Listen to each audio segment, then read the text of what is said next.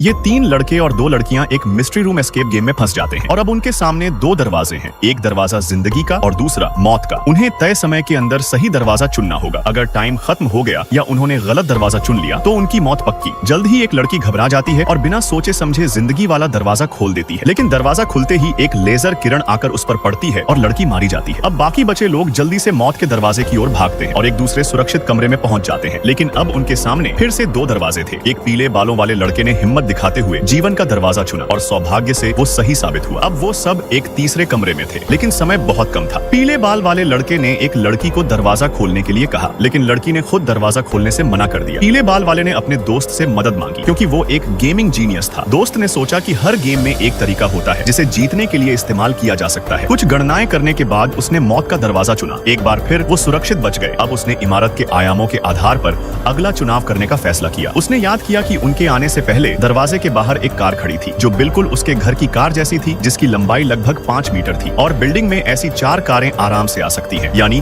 Building लगभग 20 metre लंबी है। एक कमरा 6 मीटर का है और बिल्डिंग क्योंकि स्क्वायर है तो एक लाइन में ज्यादा से ज्यादा 3 कमरे हो सकते हैं। अगर पहला कमरा बिल्डिंग के कोने में था और उन्होंने दाईं तरफ का दरवाजा चुना था तो अब वो मिडिल में होंगे। इस हिसाब से सही दरवाजा इस बार मौत वाला होना चाहिए। गांडन की सोच सही साबित हुई। उनके पास एक कागज का टुकड़ा होता है जिससे वो अगले 2 दरवाजे भी सही चुन लेते हैं, लेकिन जैसे ही सब खुश होने लगते हैं गांडन चौंक जाता है, क्योंकि उसका अनुमान था कि अगला दरवाजा सीधा सामने होना चाहिए, लेकिन इस बार दरवाजा दाएं या बाएं है। क्या बिल्डिंग में एक और गुप्त कमरा है? सच्चाई पता करने के लिए गांडन अपने दोस्त द्वारा बनाए गए पहले कमरे का वीडियो देखता है और उसे समझ आता है कि पहले कमरे के बिल्कुल सामने कोई दरवाजा था ही नहीं। इसका मतलब है कमरे दाएं और बाएं जुड़ते हैं। तो अब साफ हो गया कि बीच में एक छोटा कमरा और है, इसलिए अब सही रास्ता दाईं ओर वाला दरवाजा होना चाहिए। आखिरी रूम में भी इसी तरह से सोच समझकर सब बच निकले। कहानी हमें सिखाती है, घबराने से अच्छा है पहले सोचो फिर रास्ता चुनो। और हाँ, कभी कभार फोन के कैमरे का इस्तेमाल करना भी गलत नहीं होता।